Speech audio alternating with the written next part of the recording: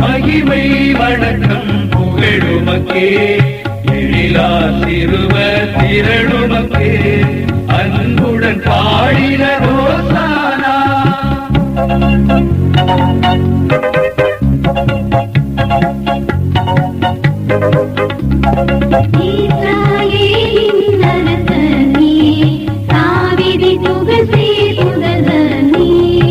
ஆசி பெற்ற அரசே நீ ஆண்டவர் பெயரால் வருகின்றே.